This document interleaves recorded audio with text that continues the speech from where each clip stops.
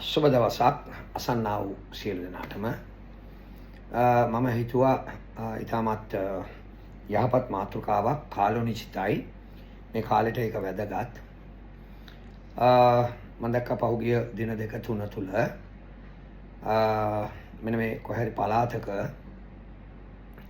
ආගමික මධ්‍යස්ථානයක යාත්නා කරනවා කියලා විරෝධයක් පළ කරනවා යම් කණ්ඩායමක් ආගමික නායකයන් මෙහෙवला ඒ ගමේ අහිංසක මිනිස්සු අතරම කුලප්පු කරලා මිනිස්සු කිසි දෙයක් දන්නේ නැහැ මිනිස්සු හරි පව් මිනිස්සුන්ගේ ඔළුවට යම් දේවල් දාලා එක්කගෙන යනවා.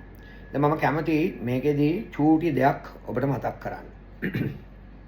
ඒ තමයි පළවෙනි දේ ආගමික මධ්‍යස්ථානය කියන්නේ යාත්නා කරන තැන. යාත්නා කරන තැනක සිද්ධ වෙන්නේ මොනවද කියලා ඔබ ඔය පෙළපාලි යන්න කලින් බැලුවද? ඔබ පෙළපාලි එකයි යන්නේ කවුද කියලා බැලුවද? හරි? ඇයි ඒවට විරෝධයේ පාන්නේ කියලා ඔබ හොයලා බැලුවද? මම කියා දෙන්නම්. පළවෙනි දේ තමයි යාත්නා කරනකොට ඒ ගමේ තියෙන අයහපත් දේ සම්පූර්ණයෙන්ම නිදහස් වෙනවා. යාත්නාවේ බලය ඔබ දන්නේ නැහනේ. මේ යාත්නා කරන්නේ පොල් පිත්තකටවත් මැටි පිළිමයකටවත් මහා ගලකටවත් කළු ගලකටවත් ගහකටවත් සල්ලි එල්ලපු ගහකටවත් මිනිස්සු අතින් හදාගත්තු නිර්මාණය කරපු නිර්මාණයකට නෙමෙයි. මේ යාත්නා කරන්නේ අහස පොළොව මවපු විශ්වයේ මැවුම්කාර මේ හුස්ම ටික දීපු අපේ ශරීර නිෂ්පාදනය කරපු අපිට හැම දෙයක් සපයන්නා වූ මහෝත්තම ජීවමාන අදටත් ජීවතුන් අතර ඉන්න මැරිලා නැති අදටත් අපි අතරේ ඉන්න අදහන්නාට ප්‍රතිඵල දෙන සර්ව බලධාරී දෙවියන් වහන්සේට තමයි මේ මිනිස්සු යාත්නා කරන්නේ. එතකොට යාත්නා කරලා මේ මිනිස්සු කියන කතාව තමයි අනේ ස්වාමීනි මේ ගමේ ඉන්න අහිංසක මිනිස්සු නිදහස් කරන්න. ඒගොල්ලන්ව පාපෙන් ශාපෙන් ගලවන්න. ඒගොල්ලෝ අසරණයි. ඒගොල්ලන්ගේ දුගීභාවයෙන් ගලවන්න. ඒගොල්ලන්ගේ පෞල් ප්‍රශ්න වලින් ගලවන්න. ඒගොල්ලන්ගේ රෝග සුව කරන්න. ඒගොල්ලන්ගේ ජීවිත වෙනස් කරන්න. ඒගොල්ලන්ගේ ජීවිත පරිවර්තනය කරන්න. මේක තමයි යාත්නාව. කවදාකවත් ඔය යාත්නා මධ්‍යස්ථානවල අරූට හෙන ගහපන්, මූට හෙන ගහපන්, මේ ආගමට හෙන ගහපන් කවදාකවත් කියන්නේ ඊළඟට කවමදාකවත් ওই මිනිස්සු යාත්නා කෙරුවට කිසිම දවසක කිසිම ආගමකට ඔය මිනිස්සු ගරහන්නේ රෙස්පෙක්ට් කරනවා. මං හිතන්නේ බයිබලේ මෙන්න මේ බයිබලේ අතේ තියන් ඉන්න පාස්ටර්ස්ලා මෙන්න මේ බයිබලේ අදහන ජනතාව ඔබ හරියට හොයලා බලන්න මේ හරිම අවිහිංසාවාදී සෙනග. හරිම අවිහිංසාවාදී. දැන් ඔය කාලා ඉන්න බැරි ඔය ඇතම් මිනිස්සුන්ට පෙන්වන්න බැරි ප්‍රශ්නේ තමයි ඒ මිනිස්සුන්ගේ අතින් රෝග සුව වෙනවා. ඒ මිනිස්සුන්ගේ අතින් පෞල් ජීවිත වෙනස් වෙනවා. ඒ මිනිස්සු යාත්නා කරුවම ඒගොල්ලන්ගේ ශාප බන්ධන අහෝසි වෙනවා. කොඩිමින කැඩෙනවා. ඒ මිනිස්සු සතුටෙන් ඉන්නවා. ඔන්න සතුට දකින්න බැරි කමට තමයි ඔය උසි ගන්නගෙන ඔය ගමේ මිනිස්සු කුලප්පු කරගෙන යාත්නා කරනවා. ඉතින් ඔබට තව මට මේ යාත්නාව සම්බන්ධව කියන්න ගොඩාක් දේවල් තියෙනවා. මේ යාත්නා කරන මිනිස්සු කවදාකවත් ඔබට අරියාදු කරන්නේ නැහැ. දැන් ඊළඟට මම ඔබට කියන්නම්. ඔබේ ගමේ පාස්ටර් කෙනෙක් ඉන්නවනම් මේ බයිබලයේ අතේ තියාගෙන මේ බයිබලය උගන්වන කෙනෙක් ඉන්නවනම් මේ උගන්වන්නේ දෙවියන් වහන්සේගේ වචනේ. ඔහුගේ වචනේ නෙමෙයි. මේ උගන්වන්නේ අහස පොළොව මාපු මේ පොළවේ අයිතිකාරයා, මිනිස්යාගේ අයිතිකාරයා සහ මේ මැවිල්ලේ අයිතිකාරයාගේ වචනේ තමයි ඔවුන් උගන්වන්නේ. ඔවුන්ට වෙන දෙයක් උගන්වන්නේ නැහැ. උදාහරණයක් මට මගේ චර්ච් එකට ආවම මම ඕක තමයි උගන්වන්නේ. මොනවාද උගන්වන්නේ මේ ඉතින් ඒ මිනිස්සුන්ගේ ජීවනයට අවශ්‍ය කරන ජෛවය ලබා දෙනවා. ඒක තමයි කරන්නේ. එතකොට ජෛවය ලබා දුන්නම ඒ මිනිස්සු නිකම්ම ඔටෝමැටික්ම ජීවත් වෙනවා. අපිට කිසි කෙනෙකුගේ ආගමක් හරවන්න ඕනේ. හැබැයි ජීවිත හරවන එක නතර කරන්න. මම ජීවත් වෙලා ඉන්නකම් ජීවිත හරවන එක නතර කරන්න. ජීවිත වලට පණ පවන එක නතර කරන්න. මිනිහෙකුට තේ උගුරක් දෙන එක නතර කරන්න. බනිස්කෙරියක් දෙන එක නතර කරන්න. ඇඳුම් නැති කෙනෙකුට මොකද මේ බයිබලයේ අපිට කියනවා මේ ඇඳුමක් නැති කෙනෙකුට ඇඳුමක් දීපන්. හරිද? කන්න ඕන කෙනාට කන්න දීපන්. ඊළඟට බඩගින්නේ ඉන්න අයට යාත්නා කළා හරියන්නේ නැහැ. බඩගින්නේ ඉන්න අයට ඉස්සලම දෙන්න ඕනේ කෑම වේලා. හරිද? ඉතින් පාස්ටර්ස්ලා ඒක කරනවා. දැන් ඒකට එකතු කරලා තියෙන වචනේ තමයි මේ ආගමට හරවන්න කරනවා කියලා. හරිද? ප්‍රේමවන්තය මේ විදියට ශ්‍රී ලංකාව තව අවුරුදු 3ක් ගියොත් මේ ශ්‍රී ලංකාවේ හැම මිනිහෙක්ම දුප්පත් කමට වැරහැල්ලට මේ අය ඇදලා දානවා. හරිද? දැන් මම ඔබට කියන්න. කවදා හරි දවසක ඔබේ ගමේ තියෙන ඒ පාස්ටර්ගේ පල්ලියේ ස්ත්‍රී දූෂණයක් වෙලා තියෙනවද? හරිද? ස්ත්‍රී දූෂණයක් වෙලා තියෙනවද? ඔබට වංචා කළා. දැන් මම කියනවා. සිගරට් එක අතේ තියෙනවද? අරක්කු බොනවද? ගෑනු පස්සේ යනවද මේ පාස්ටර්ස්ලා? අන්න එහෙමනම් ගහලා එළෝපිය. ඇත්තටම එළෝපිය. එහෙම ඒ අපිත් ඒගොල්ලන්ව ප්‍රතික්ෂේප කරනවා. මොකද පාස්ටර් කෙනෙක් කියන්නේ දෙවියන් වහන්සේ කැඳවාගත්තු, තෝරාගත්තු උන්වහන්සේගේ වැඩේ කරන්න මිනිස්සෙක්. ඉතින් අපි දෙවියන්ට බය වෙනවා ඇරෙන්න. අපි මේ පවතින රජයට අපි ගරු කරනවා, නීතියට ගරු කරනවා. ඕනම රටක ආගමකට අපි ගරු කරනවා. ඕනම රටක මිනිස්සුන්ට අපි ගරු කරනවා. ප්‍රභූවරුන්ට අපි ගරු කරනවා. හිඟන්නන්ට පවා ගරු කරනවා. සෑම මිනිහෙකුට අපි ගරු කරනවා. හැබැයි ගරු කෙරුවට බයිබලයේ න්‍යාය එකක්වත් අපි කඩන්නේ නැහැ. ඒක ජීවිතේ දීලා හරි මේ න්‍යාය අපි ක්‍රියාත්මක කරනවා. දැන් මම කියනවා දැන් මේ පහුගිය ටිකේ නාවල පිටිත් ඔයගේ කේස් එකක් ගියා. තාප්පයක් හදනකොට ආරුඩ වෙලා කට්ටියක් ඇවිල්ලා මම දැක්ක කුණු හරව කියලා. මම දන්නේ මොන ආගමේද කියලා. තිත්ත කුණු හරව කිව්වා. මරනවකෝ කපනවකෝ කොටනවකෝ කිව්වා. හරිද? අනේ අර මිනිස්සු අන්තිමට අර කොන්ත්‍රාත් කරුවා ඒ මිනිස්සුත් බය වෙලා ඒ මිනිස්සුත් මොකක්ද එකක් කියලා මිනිස්සුත් ගියා යන්නේ. දැන් ඇත්තම කිව්වොත් මේ ලංකාවේ තාප්ප හදනකොට පල්ලි හදනවා කියාගෙන. මම නම් කියනවා ලංකාවේ හැම කිලෝමීටර් දෙකකට තැන මේ යාත්නා මධ්‍යස්ථානක් තියෙනවා. ඇයි? දැන් මම අපේ යාත්නා මධ්‍යස්ථානය ගැන පැහැදිලි කරා. හරිද? දැන් ඔබ පොඩ්ඩක් බලන්න. යාත්නා මධ්‍යස්ථානයකින් නගරය වෙනස් වෙනවා, ගම වෙනස් වෙනවා, මිනිස්සු වෙනස් වෙනවා. මේක අහන කවුරු හරි හදවත කුණු කරගන්නේ නැතුව මේ ඇතුලේ දුෂ්ටකමක්, අහංකාරකමක්, වෛරයක් නැතුව ඔබ නිකන් එක වචනයක් කියන්න මෙන්න මෙහෙම. ජේසුනි මං ආසයි ඔබ වහන්සේට, මං ආදරේ ඔබට, මට ආගම නෙමෙයි වෙනස් වෙන්න ඕන, මගේ ජීවිතය වෙනස් වෙන්න ඕන.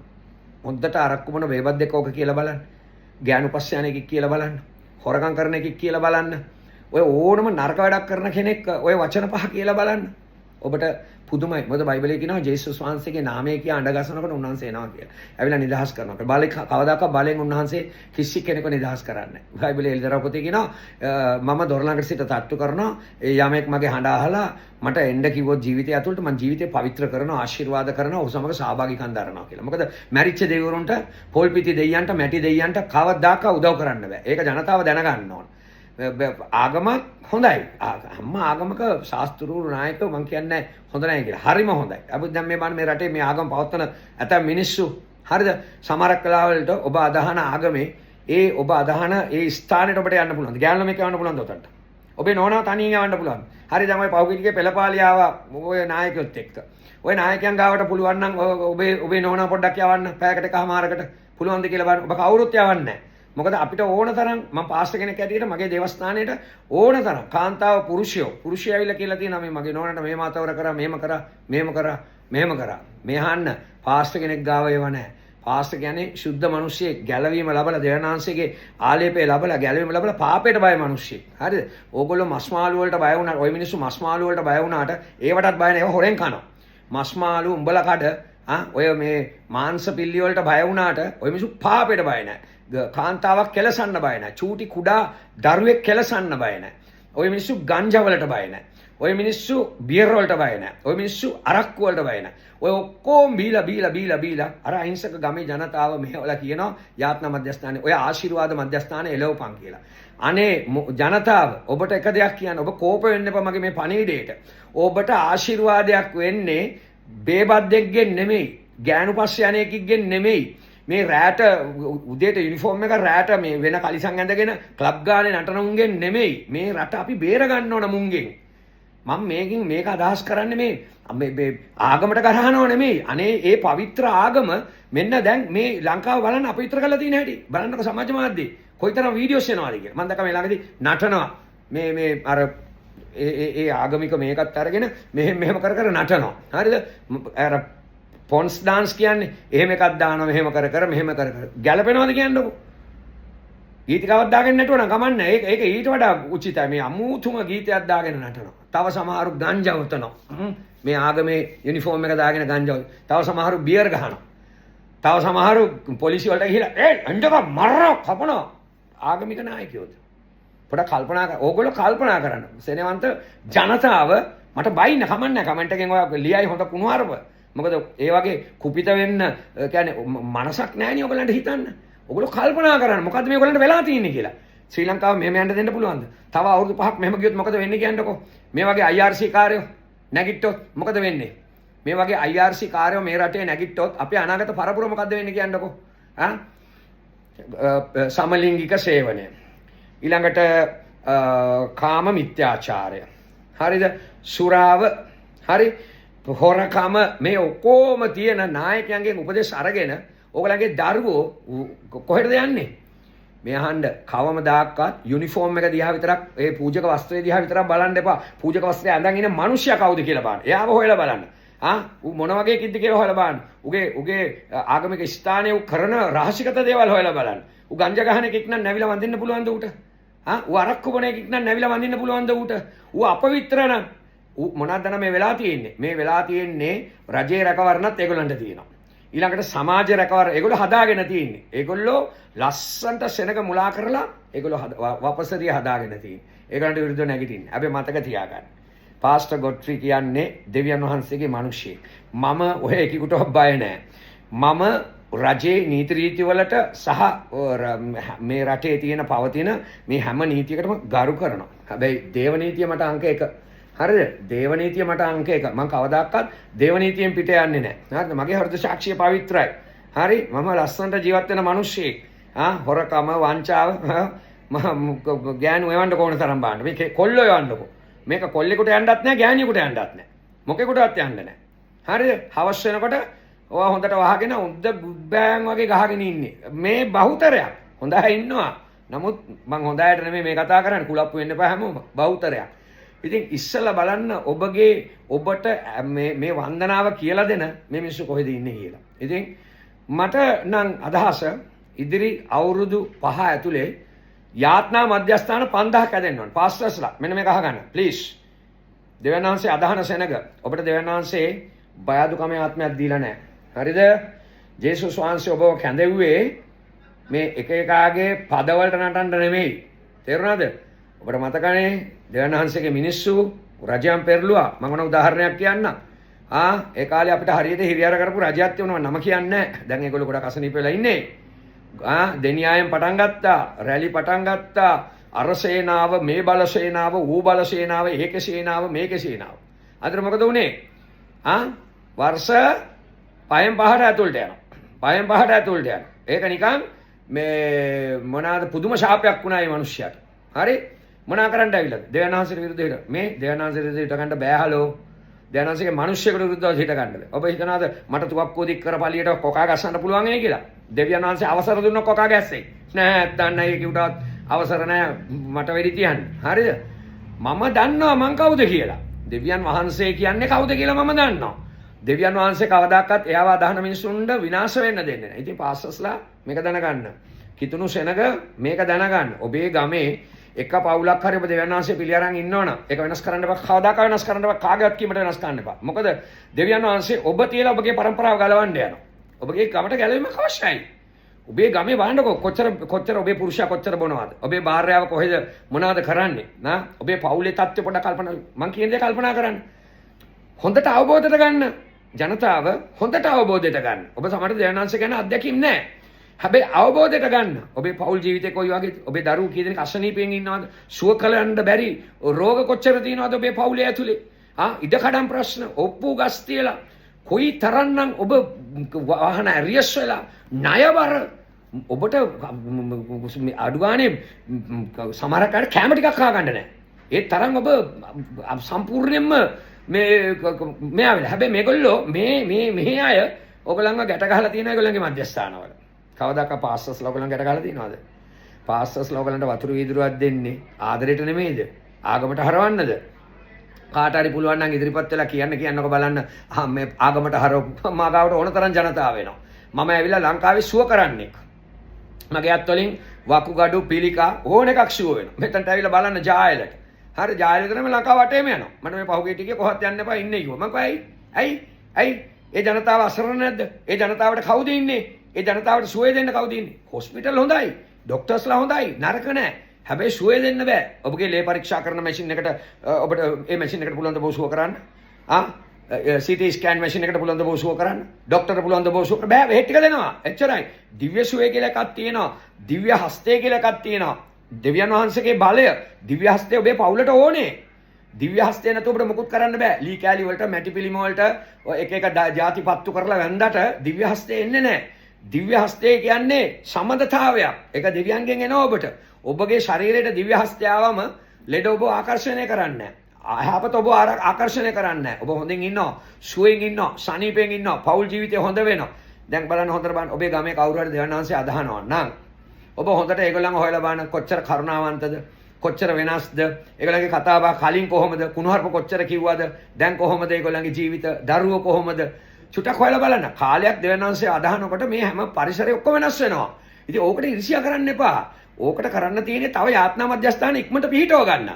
තවත් ඔය අදහන අය, ගමේ අදහන අය බොහොම ඉක්මනට කඩිනමින් අනිත් මිනිස්සුන්ට ඔය ශාපෙන් ගැලවෙන්න කියන්න. ඔහොමනේ වෙන්නේ.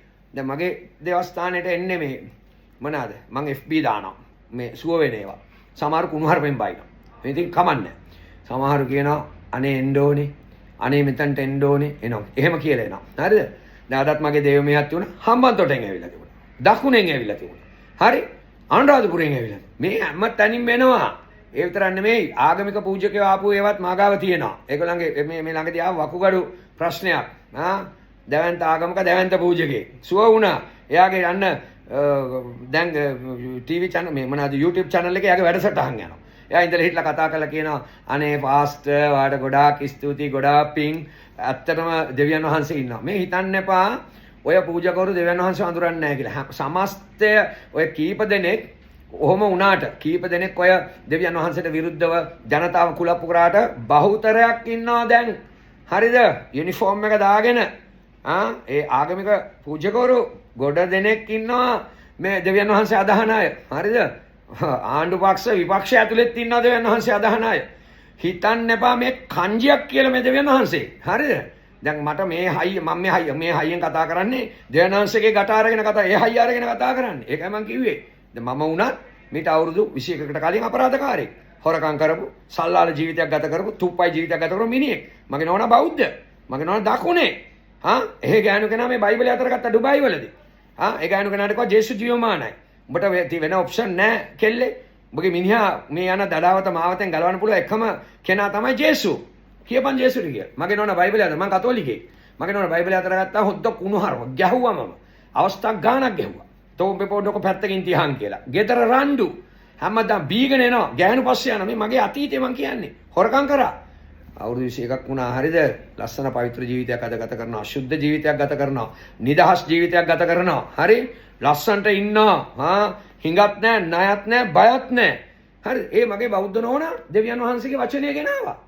එයාගේ අම්මා බෑන්නා, තාත්තා බෑන්. අන්තිර අම්මත් අවුරුදු 19ක කොන් දෙක එක්කමත් තිබිලා දෙවියන් වහන්සේ ශෝක කරාට පස්සේ ආම්මත් දකුණේ ගැහණික් රෙද්ද උස්සගෙන තමයි දෙවියන් වහන්සේගේ වචනේ ගිහිලා මිනිසුන්ට කිව්වේ. අද සෑහෙන ඉන්නවා ඒ පළාතේ දෙවියන් වහන්සේ අදහනයි. හිතන්න එපා මේ පොඩි කොටසක් තමයි මේ අන්තවාදීන් ඉන්නේ. ලංකාවේ ආගම ඇදහිීමේ අයිතිවාසිකම ආණ්ඩු ක්‍රම ව්‍යවස්ථාවේ තියෙනවා. හැබැයි මතක තියාගන්න. හිටිය දවසක් ශද්‍රක් මේසක් අබෙත්නකෝ කියලා මේ ඒ කාලේ මේ දානියල්ගේ පොතේ යොක තියෙන්නේ බයිබලේ ලියා තිබෙන්නේ ඔය නෙබුකත්නේසර් රජ දාරියුස් කියන රජ ඔය සමේ ඔය වකවානුව තුල ඒගොල්ලන් ලොකු රූපයක් ඒ රජු රූපයක් හදලා ඒ රූපේ එයා වෙනුවෙන් රූපයක් හදලා ඒකට නමස්කාර ගත්තා. ගන්න වෙලාවේ බයිබලේ ලියලා තියෙනවානේ දෙවියන් වහන්සේට අර මැටි රූප ගල් පිළිම ගස් වලට වඳින්න එපා. ඒක න්‍යායක්. ඒක මේ බයිබලේ න්‍යායක්. රූප වඳින්න එපා. රූප වැන්දා කියලා ඔබට සුගතියක් වෙන්නේ නැහැ. බයිබලයේ කියනවා. මේකේ කියනවා. මන් නෙමෙයි කියන්නේ. මේකේ කියන්නේ. හරිද? එතකොට ශාද්‍රක් මේසක් අබෙද්නෙගෝ දෙවියන් වහන්සේ අදහන තුන්දෙනෙක්. ඒගොල්ලෝ කීයටවත් ඒ රූපෙට වඳින්න ගියේ නැහැ. ඒගොල්ලෝ කීයටවත් වඳින්නේ. ඒගොල්ලන් අල්ලලා දැම්මා ගිනි උඳුනේ රජුණන්ගේ දඬු මේ දණ්ඩ නීතිය සරයි ගිනි උඳුන 7 වතාවක් රත් කළා. ඒක උස්සලා දාපුවම තමයි මැරුණේ. අර තුන්දෙනා ෂෝක් එකට හිටියා. තවත් එක්කෙනෙක් ඒගොල්ලන්ට දර්ශනය වුණා රජු කන්න 4 දිනක් කියන තුන්දෙනා දැම්මේ 4 දිනක්. අනිත් උන් මැරුණා දාපු උස්සලා දාපුවම ගිනි ගඳට මැරුණා. මේගොල්ලන්ට ගිනි ගඳක්වත් ගිනි දැල්ලක්වත් මේගොල්ලන්ට අඩු ගානේ මේ මතක තියාගන්න මේගොල්ලන්ට මේ ගින්දර බලපෑවෙම නැහැ. එහෙනම් ගින්දරේ අයිතිකාරයා කවුද? දෙවියන් වහන්සේ. මොකක්ද ඒ වෙලාවේ උනේ? ගිනි සිසිල් කරා දෙවියන් වහන්සේ. ප්‍රේමවන්තය මතක තියාගන්න මේ සබහා දහම දෙවියන් වහන්සේට විරුද්ධව යන්නේ නැහැ. මිනිස්සුયો මතක තියාගන්න ඔබ ආගමික නායකයෙක් වෙන්න පුළුවන් මොන ආගමික නායකයෙක් වුණත් ඔබ මතක තියාගන්න ඔබට දෙවියන් වහන්සේට විරුද්ධව යන්න බෑ. කළු ගලේ ඔලුව ගහගත්තත් එකයි කළු ගලේ ගිහිල්ලා ඔලුව වද්දාගත්තා. ඒ කියන්නේ මෙහෙම ගහගත්තත් එකයි කළු ගල පෙරළුණත් එකයි. දෙකම එකයි. එකම රියැක්ෂන් එක ඔබට සිදු වෙන්නේ. ඒ නිසා ප්ලීස් මතක තියාගන්න ඔබ මොන ලොක්ෙක් වෙන්න පුළුවන් ජනාධිපති කෙනෙක් වුණත් වෙන්න පුළුවන්. මතක තියාගන්න දෙවියන් වහන්සේගේ බලයට ඉහළින් ක්‍රියාත්මක මම ආණ්ඩු දැන් මම ඔබට කියාගෙන ආවේ එක ආණ්ඩුවක් තිබුණා ගැහුවා පල්ලි වලට ගැහුවා මේ අසරණයන්ට ගහගෙන කියලා යාත්නා කරනවාට මේ යාත්නා කරනවාට ගහගෙන යන්නේ මේ මාර බඩු කියලා වැඩක් නැහැ යාත්නා කරනවාට ගහනවා ගිහිලා ගහනවා දැන් අර ප්‍රොපර්ටි ජරම් හැදුවේ අර මේ කොයිද නාවල පිටියේ මේ භාවනා මධ්‍යස්ථ මිනිස්සුන්ට ගිහිලා රිලැක්ස් වෙන්න හරි වල්දියක් හදපිය හදන්න වෙන්නේ මොන කුහකයද බං ආගම කවදා හරි දවසක බලහත්කාරයෙන් ආගම් ඔහොම මේ මොනවාද මේ ආරක්ෂා කරනවා ආගම ආරක්ෂා කරන්න ඕනේ ආගමේ අයිතිකාරයා මිනිස්සු නෙමෙයි උඹ මැරෙන මිනිහෙක් උඹ ඕනනම් අවුරුදු 70 80ක් ඉඳී එතනින් යහන උඹේ ජීවිතේ ඉවරයි සමහරට දෙවියන් වහන්සේට හිතුනොත් එහෙම බෝ ඇඳර දායි දෙවියන් හිතුනොත් එහෙම බෝ ස්පිරිතාලේ තියන්න හැමදාම ස්පිරිතාලේ තියයි ඒක ශාපයක් උඹට නිසා මතක තියාගන්න කරුණාකරලා මතක තියාගන්න කිසිම දවසක දෙවියන් වහන්සේත් එක්ක සෙල්ලම් කරන්න බෑ ඒ හයියෙන් කතා කරන්නේ නෙමෙයි ඒ හයියෙන් ජනාධිපති කෙනෙකුට දෙවියන් වහන්සේ සෙල්ලම් මොකද උනේ අවුරුදු 70 කීයක්ද දැන් අපි මේ පාර්ලිමේන්තුව අද වෙනතුරු මේ රටේ සස්තිකභාවයක් තියෙනවද අන්න දැන් මම දැන් චුට්ටකට ඉස්සෙල්ලා මේ කරන්ට් බිල 115කින් වැඩි කරා කියලා දැන් සහනයක්ද මම මේ දොස් කියන්නේ ආණ්ඩුවට බෑ සජිත්ට බෑ අන්රට බෑ ඒගොල්ලෝ අවුරුදු 5ට මහින්දට බෑ රනිල්ට බෑ මේ කාටවත් බෑ ජනාධිපති කෙනෙක් වුණත් මම අනුර කුමාර මහත්තයාට පොඩි පණිවිඩයක් දෙනවා ඔබතුමා වුණත් දෙවියන් වහන්සේට හිස නමන්න ගත්තොත් ආචාර කරන්න ගත්තොත් ඔබතුමා වුණත් රහසිගතව හරි මේ මිනිස්යාගේ පණිවිඩය ඇහෙනවා අබ්බා පියාණනි මට මේ රට කරන්න ආශිර්වාද කරන්න මට ප්‍රඥාව දෙන්න මේ බයිබලයේ කියනවා දෙවියන් වහන්සේ රජගොල්ලන්ට ප්‍රඥාව දුන්නා හැබැයි බලු අදාගත්තු නැති මා පට්ට කේවලයන්ට ඔක්කොම අවුරුදු ගානේ බිමට ඇදලා දැම්මා. දැන් මම ගෝඨාභය මහත්තයා අවුරුදු කීයද කරේ? අවුරුදු කීයද කරේ? දෙයක් කරුවේ නෑනේ. හරිද? ගෙදර යන්න වුණානේ. කොයි වෙලාවෙ අනිපත කරගෙනවත් දන්නේ නැහැ. ඇයි? දේව විරෝධී. මේගොල්ලෝ උනාත් පහුගිය කාලේ ඔය උඩ පැනගෙන රෙදි උස්සගෙන යුනිෆෝම් උස්සගෙන නටනුන්ට නටන්න දුන්නා. ඉඩ දුන්නා. ඒගොල්ලෝ ගැව්වේ නැහැ. අන්න මම මෛත්‍රීපාල මහත්තයා ගැන එකක් කියන්න. මෛත්‍රීපාල මහත්තයා පාස්කු ප්‍රහාරයේ ලොකුම වින්දිතයක්. ආයි මිනිහා ගානට බේරුණා. මට හිතා ගන්න බෑ කොහොමද බේරුණේ කියලා. අර වන්දිය ගෙවලා එයා බේරුණා. හැබැයි මෛත්‍රීපාල මහත්තයා දවසක් කියනවා ජේසුස් සමිදානන් අදහන මිනිසුන්ට හිංසා කරන්න එපා. ඔවුන් නරක මිනිස්සු නෙමෙයි. ඔවුන්ගේ ආත්ම මධ්‍යස්ථාන නරක නෑ. ඒ වීඩියෝ එක ඇති. මගාව තියෙනවා. ඔයාලා බලන්න. මගාව තියෙනවා. එහෙම කරන්න එපා. ඒ මිනිස්සු හරි අහිංසක මිනිස්සු. ඒ මිනිස්සු කවදාකවත් වෛරය පතුරවන අය නෙමෙයි. වැරදි දෙයක් මේ රටට පතුරවන. ඒ මිනිස්සු මේ රටට ආශිර්වාද කරනවා. මතක තියාගන්න. ඒ ජනාධිපතිතුමා ඒ හොල්ලපු කට නිසා ඔහු අද ලස්සනට මතක තියාගන්න. දෙවියන් වහන්සේ වර්ණනා කරොත් මුඛයෙන් ඔබ හොඳට ඔළුවේ තියාගන්න. ඒ තප්පරේම දෙවියන් වහන්සේගේ කරුණාව වෙනවා. හැබැයි වෛර කරොත් පුතේ බයිබලයේ කියනවා ඔබගේ තුන්වෙනි හතරවෙනි පරම්පරාව දක්වාම අබ සරණං කියලා උපති පොතේ 20 වෙනි පරිච්ඡේදයේ මේ බයිබලයේ වචනේට පිටින් ස්පිල්ලක්වත් පාපිල්ලක්වත් ඇලෙන ඔබ කොච්චර උඩ පැන්නත් උඹට ඒ දේ සිදු වෙනවා. හරිද? අපි හරි බයයි දේ වචනේ. අපි මස් වලට බය නැහැ. හරක් මස් වලට බය නැහැ, ඌරු මස් වලට බය නැහැ, වම්බටු වලට බය නැහැ, මෝජු වලට බය නැහැ, මාළු වලට බය නැහැ, බිත්තර වලට බය නැහැ. සමහරු මස් කන්නේ නැහැ හොදි ජුණ්ඩක්. අපි ෆුලි වෙජිටේරියන්. මේ ෆුලි වෙජිටේරියන් එකට ගෑනු දෙන්නෙක් ඉන්නවා. බයිලා ගහන්න එපා මිත්‍රවරුනි. මගේ ආදරණීය ජනතාව රවට්ටන්න එපා පූජක වරුනි. හරිද? ඔබත් එකතු වෙන්න පල්ලි 5000ක් හදන්න මේ රටේ. හරිද? මේ රටේ ක්‍රිස්තියානි පල්ලි 5000ක් හදන්න ඕන. මේ බයිබලයේ උගන්වන්න තැන් ඉක්මනට හදන්න ඕන. විනාශ වෙන්න දෙන්න බෑ. උඹලට මේ රට කණ්ඩ දෙන්න බෑ. පිස්සුද? මේ ජනතාව කොහෙද යන්නේ? මේ පොඩි ළමයි දැන් මේ රට කොහෙද යන්නේ? වෙඩි තියා ගන්නවා, මරා ගන්නවා. මේ ශාපයක් නේ මේ රටේ. මොන වේදනාවක්ද? පුරුෂයා අහිමි වෙනවා භාර්යාවට. හරි මේ මත්ද්‍රව්‍ය, මත්පැන්, දුරාචාර එන්නම පාපේ වැඩිනේ. මේ පාපේ කියන්නේ මස් කන එක නෙමෙයි. මේ පෞකාර ක්‍රියා. පළවෙනි පාපය තමයි දෙවියන් වහන්සේ අඳුරන්නේ නැති. ඕන කෙනෙකුට ඔය මගේ මේ මැසේජ් එක අහනකොට ජේසු තාත්තේ මව ගලවන්න එන්න මගාවට ඔය වචන තුන ඇති හලෝ ඔයාගේ මුළු ජීවිතේ වෙනස් වෙන්න. ඉතින් මතක තියාගන්න පාස්ටර්ස්ලා සීලාචාර වැඩ කරන්න, පාස්ටර්ස්ලා නරකක දේ කරන්න එපා, ගමේ හොඳට හැසිරෙන්න, ගෑනු ආසාව තියාගන්න එපා, ලේඩි පාස්ටර්ස්ලා පිරිමි ආසාව තියාගන්න එපා, සිගරට් අරක් ඔයාට අයිති නෑ, ඔයාට බොරුව අයිති නෑ, වංචාව අයිති නෑ, ඔයා හොඳට වැඩ කරන්න, ආධිපත්‍යයෙන් වැඩ කරන්න. දෙවනාංශේ බය අඩුකමේ ආත්මෙන මේවට දුන්නේ, බලේ ආත්මයක් දුන්නේ. ප්ලීස් මේ රට අපි ගොඩ ගන්න ඕන. මේ රට පාස්ටර් ගොඩ්ෆ්‍රී ලෑස්ති පල්ලි 5000 හදන්න. ජේසුස් වහන්සේගේ නාමයෙන් 5000 හදන්න ලෑස්ති. හැම නගරයකම හදමු. පීඩායි එයි මුං ගහන්නේ අපිට මරන්නේ. ඒ ජනතාව බේරගමු. ජනතාව දුක් විඳිනවා, කොල්ල කුඩු ගහනවා. ඒගොල්ලන්ටගේ ජන ජීවිත අඩාලයි. ඒගොල්ලෝ අන්ත අසරණයි, ගෑනු අසරණයි, පිරිමි බොනවා, කුඩු ගහනවා, අරකු බොනවා, ජරා වැඩ කරනවා, ගෑනුත් සමරක් වැඩ ඒවා කරනවා. අන්ත අසරණයි. මේ ලංකාව යන විදිය හොඳ නෑ. මේ ලංකාව අන්තිම තට්ට ඕක අනුර කුමාරට බාර දීලා හරියන්නේ නෑ. එතුමාට ඕක කරන්න බෑ. ජනාධිපතිතුමාට ආධ්‍යාත්මික මෙහෙවර කරන්න බෑ. එයා ඕන්නම් මේ බිල වැඩි කරයි අඩු කරයි, පරිප්පු වැඩි කරයි අඩු කරයි, තෙල් වැඩි කරයි අඩු කරයි, මොන හරි වචන ටිකක් කියයි, නීති ගෙනේ හොරුවල්ලලා හිරේ දායි, අරක කරයි මේ කරයි. ඕ පොඩි ෂෝ ටිකක් දැම්මට මිනිස්සුන්ගේ ජන දුකට වැඩ කරන්න බෑ ඔහුට. හරිද?